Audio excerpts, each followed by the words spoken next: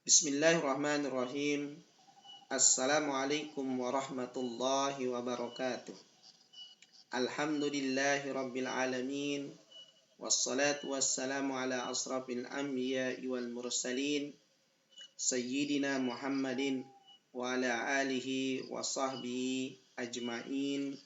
Amma ba'du. Para pemirsa yang dirahmati Allah Subhanahu wa ta'ala. Kali ini kita akan melanjutkan kembali pembahasan kita, yaitu membahas tentang poin-poin penting yang terdapat di dalam kitab Raudhatut Talibin yang ditulis oleh Al-Imam Al-Ghazali rahimahumullah rahmatal abrar.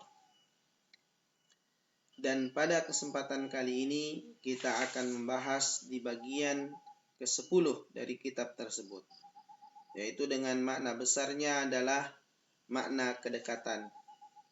Al-Imam Al-Ghazali membuka bagian ke-10 ini dengan mengutip firman Allah Subhanahu wa taala yang terdapat di dalam Quran surat Al-Alaq ayat 19. Wasjud waqtarib, dan sujudlah dan dekatlah dirimu kepada Tuhanmu. Para pemirsa yang dirahmati Allah Subhanahu wa taala, memahami ayat ini, kata Imam Al-Ghazali melanjutkan penjelasannya di dalam kitab Raudhatut Talibin bahwa sujud adalah posisi yang paling dekat antara hamba dengan Tuhannya. Kenapa paling dekat? Karena ketika kita sujud adalah bentuk daripada kita merendahkan diri kita di hadapan Allah Subhanahu wa taala.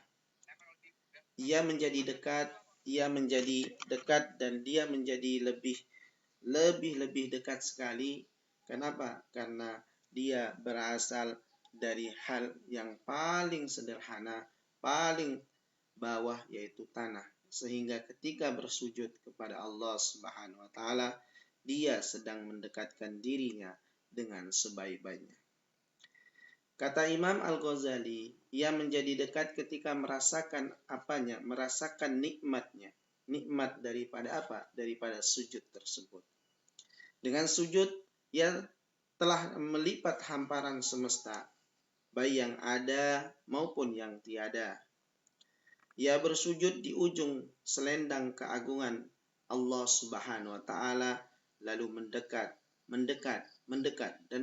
kepada Allah Subhanahu wa taala. Sebagian ulama sufi pernah berucap, kata Imam Al-Ghazali mengutipnya, aku tidak merasakan kehadiran, maka aku katakan, ya Allah, ya Tuhan. Lantas aku merasakan hal itu lebih berat daripada gunung. Lalu ditanya, mengapa demikian? Ia menjawab, karena seruan itu datang dari bilik hijab. Lantas, apakah engkau melihat teman duduk memanggil sahabatnya? Itu tiada lain merupakan isyarat pengawasan, ketulusan, dan kelembutan.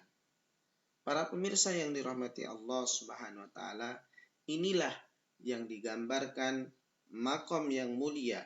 Di dalamnya ada kedekatan, tetapi ia memberi kesadaran, penghapusan, dan menunjukkan kemabukannya. Artinya adalah dia menghadirkan hatinya, menghadirkan dirinya dalam bentuk yang paling dekat, dalam bentuk yang paling otentik, mendekatkan diri kepada Allah Subhanahu wa taala. Demikian juga itu terjadi bagi orang yang jiwanya hilang dalam cahaya ruhnya, karena dominasi kemabukan dan kekuatnya penghapusan, karena dia sangat ingin mendekat dengan Allah Subhanahu wa taala. Maka ketika dia bangun dan sadar, maka ruhnya melepaskan diri dari jiwa dan jiwa melepaskan diri dari ruh.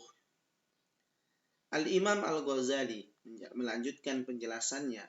Kemudian setiap hamba kembali ke posisi dan makomnya masing-masing, seraya berkata, Ya Allah, Ya Allah, Ya Allah, Ya Rabb, Ya Rabb, Ya Rabb, dengan lidah jiwa yang tenang dan penghayatannya ke dalam. Dia merenungkannya, dia menghayatinya, bahwa ya Allah, ya Rabbi, dengan lidah jiwanya kembali ke makom hajatnya dan posisinya adalah sebagai seorang hamba. Dia meletakkan dirinya, dia menyerahkan sepenuh hatinya, melihat kedekatan. Kedekatan yang membawa kepada keniscayaan bahwa dia adalah seorang hamba. Dia adalah seorang hamba. Dia adalah seorang hamba yang ingin dekat dengan Tuhannya. Sementara ruh tidak mampu berkata-kata karena disibukkan dengan berbagai penyingkapan dalam kesempurnaan ahwalnya. Keadaan ini lebih sempurna dan lebih dekat dari yang pertama. Sebab dengan lapasnya ruh melalui berbagai penyingkapan, ia berada dalam kedekatan dan membangun gambaran kehambaan dengan kembalinya kekuasaan jiwa kepada posisi kepakiran. Dia sadar bahwa apa yang selama ini dia punya, itu semua adalah milik Allah Subhanahu wa Ta'ala. Yang semuanya itu adalah untuk mendekatkan diri kepadanya. Dia hadir ke bumi ini dalam keadaan miskin, dalam keadaan kepakiran yang mendalam. Tapi Allah memberikan kekuasaan, dia memberikan sebagai seorang hamba kelebihan. Maka dia membangun gambaran kehambaan dan kembalinya kekuasaan jiwa ke posisi kepakiran. Maka bagi ruh, bagi kedekatan tetap terpenuhi dengan cara menegakkan gambaran kehambaan dari jiwanya. Para pemirsa yang dirahmati Allah Subhanahu wa Ta'ala, Al-Imam Al-Junaid berkata, sesungguhnya Allah Subhanahu wa Ta'ala mendekati hati hamba sejauh kedekatan mereka kepadanya. Sekali lagi, Imam Junaid berkata, sesungguhnya Allah Subhanahu wa Ta'ala mendekati hati hamba sejauh kedekatan mereka kepadanya. Maka lihatlah apa yang dekat dari hatimu, apa yang dekat dari jiwamu, apa yang dekat dengan dirimu, bahwa Allah adalah kuasa. Maka dekatkan dirimu pada Allah Subhanahu wa Ta'ala. Dekatkanlah dirimu pada Allah Subhanahu wa Ta'ala. Dekatkan jiwamu kepada Allah Subhanahu wa Ta'ala. Dekatkan hatimu kepada Allah Subhanahu wa Ta'ala. Kedekatan akan mengangkat derajat. Maka Abu Yakub As-Susi berkata, selama hamba berada dalam kedekatan, ia tak akan menjadi orang dekat selama tidak melihat kedekatan karena kedekatan. Jika ia tidak sanggup melihat kedekatan karena kedekatan, maka itulah kedekatan tersebut. Seorang sufi, kata Al-Imam Al-Ghazali, mengutip sebuah syair yang maknanya, telah kutemukan engkau dalam sirri, lalu lidahku bermunajat kepadamu. Kami berkumpul sebab beragam makna dan berpisah karena berbagai arti.